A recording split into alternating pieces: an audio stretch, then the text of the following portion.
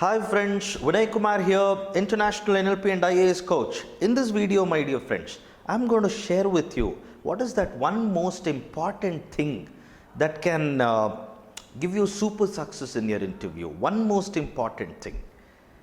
Yeah? Are you ready to know about it? Here it is.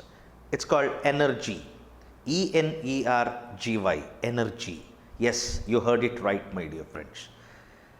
People will be thinking, I know people are watching this video, many of you will be thinking, sir, then what about knowledge? What about current affairs? What about my academic background from where I will get a lot of questions? All that is invariably important. Okay?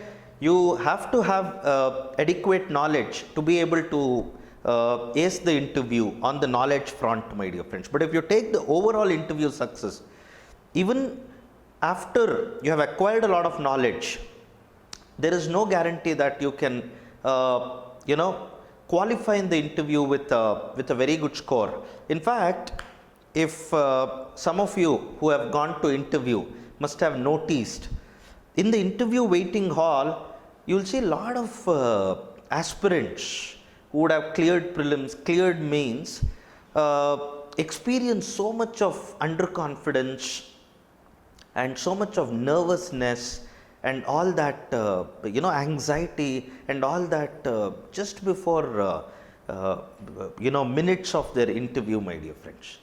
Have you observed that? Yes. Now this is my question, aren't they knowledgeable? Having cleared one prelims, having cleared one mains, aren't they really knowledgeable, my dear friends? They are. But why is that there is dip in that confidence level? If knowledge is equal to confidence, is equal to success, then why are people, why are people unnerved? Why are people so trembling with fear and all that before their actual interview? This is where I want to introduce this thing to you, my dear friends, which all super successful people on this planet know, that success is a function of your energy. Got that? I'm trying to tell you. Be it an interview or in the larger context of life, it's the energy that is going to give you success beyond the point, my dear friends. Fair enough? Now, how does this, okay, I know what is your next question.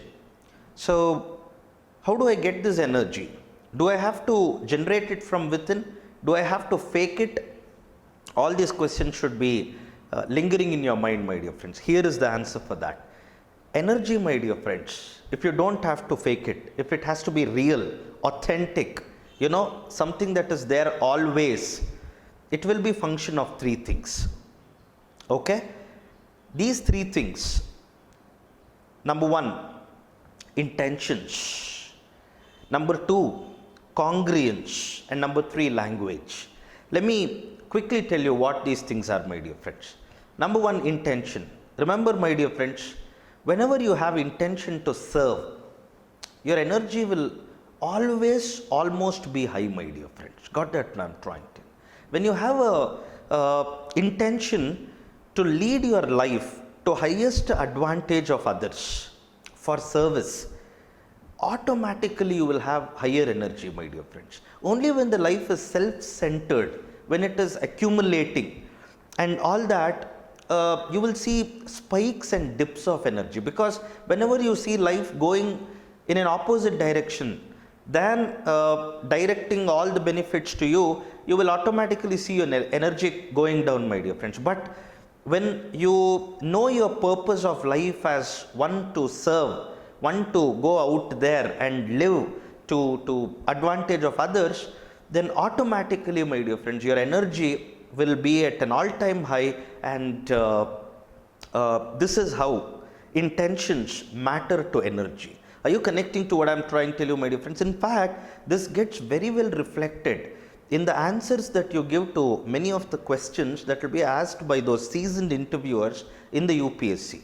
Is that okay, my dear friends? They have their own ways of framing a question without directly getting into, without directly making a question where they are trying to understand your intentions. They make questions in which indirectly they try to know how much intentions you have to serve.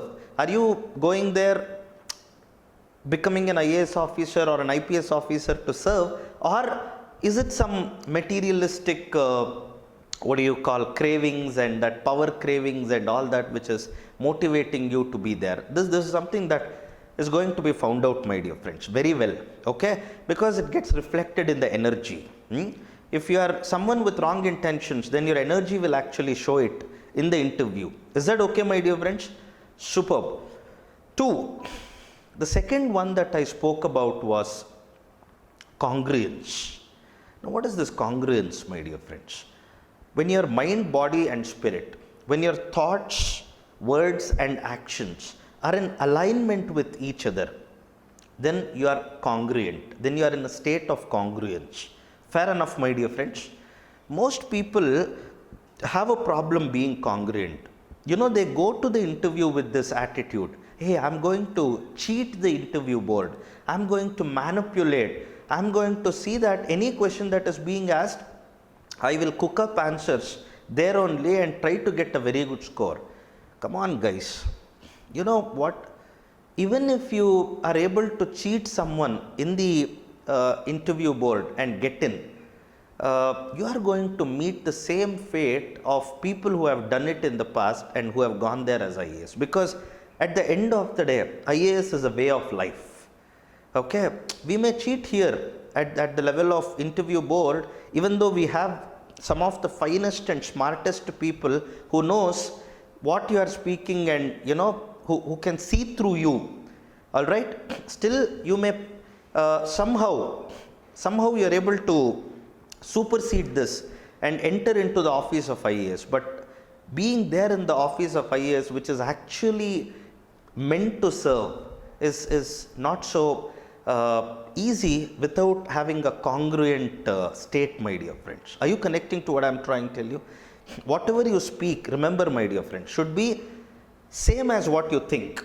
Whatever you say it out should be same as what you think, and it should also get reflected in your actions. And that's when you will be in a very, very high state of energy all the time.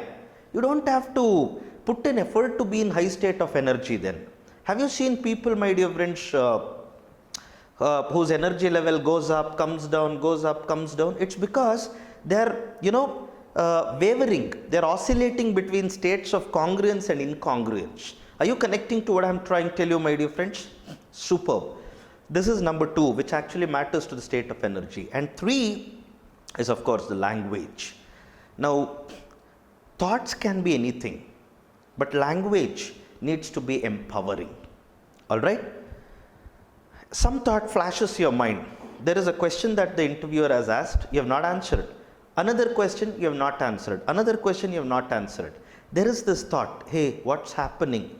Did the interview get screwed up? That thought is already going on in your mind. When such a thought is actually going, if you actually react to it with a language, look at there, thought, language. Thought happens by itself. Language is what you create. Are you connecting to what I'm trying to tell you, my dear friends? Now, you use a language like, oh, this time interview is not in my hand. It's gone. That immediately gets reflected in your energy. And there is this behavioral expert who is there in the interview board who is looking at you like this. Yeah? As soon as he sees that dip in energy, he knows, okay, he is giving up. And when he is giving up, he knows this guy cannot be a good IAS. Are you connecting to what I'm trying to tell you, my dear friends? Fair enough? So, energy cannot come down at any cost. And if energy is coming down, it's because the root of that energy, the language, is where you have done, you have actually given up. Got that what I'm trying to tell you? Fair enough, my dear friends. So, always use responsive language. A language that will, enable you to be more, to do more. 3 questions I didn't get right, it's absolutely okay. What's the language that you can use when a thought like that comes? Hey, what's happening to interview? When a thought like that comes, you can always prefer to use a language saying it's okay, it's fine. 3 questions, if I don't know, it's okay. The rest of interview is mine. I'm going to do it awesomely. I'm going to ace it really, really big time. Got that, my dear friends, what I'm trying to tell you? Language is important. Take care of it, please. Is that okay, my dear friends? Now, see, I'm not saying you shouldn't read newspapers, you shouldn't read books, which is giving you a lot of knowledge. It's important nevertheless, my dear friends. But if there is one thing which is like super, super important, which is like a critical determinant for your success in interview, it's going to be energy. And as I told you, it's a function of these three things. In fact, these were three things that were at the heart of my training of many people, many of my students who have went to interview and have got incredibly great scores, including Dr. Akash Shankar, who recently in 2018 exam got a score of 204. This is the foundation that we created, my dear friends, for the interview performance. Notwithstanding his very good knowledge out of his experience of clearing prelims and mains in the past, these were three things that we got committed to. Before, in the coaching program that he went through with me for more than 50 to 55 hours, these were the three things that we got committed to. Number one was we'll not lie or manipulate no matter what.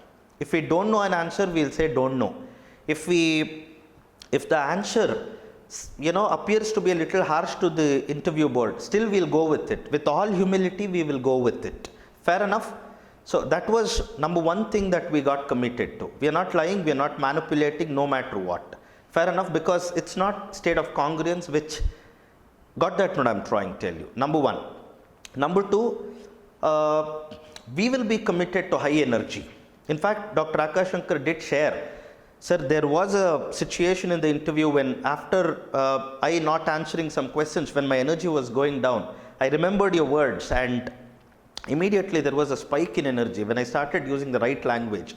And that was the third thing that we got committed to, which is the language that is enabling and empowering. Got that what I'm trying to tell you. Always commit to using enabling and empowering language in life, my dear friends, not just for your interview. Because that is a kind of language which will keep the life going, which will make the life interesting and inspiring. Are you connecting to what I'm trying? Just take one example, my dear friends. We are in crisis. We are in one of the greatest humanitarian crises that has been ever experienced.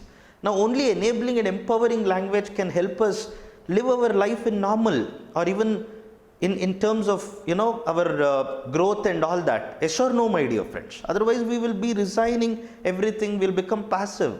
Yes or no, my dear friends? So always use language that is enabling and empowering. Got that what I'm trying to tell you. With this, my dear friends, I have shared with you a very important secret of success, not only in the civil service exam interview, but in the larger context of life also. Please apply this learning and be super successful in life. Thank you all so much for watching this video. See you all in my next video, my dear friends.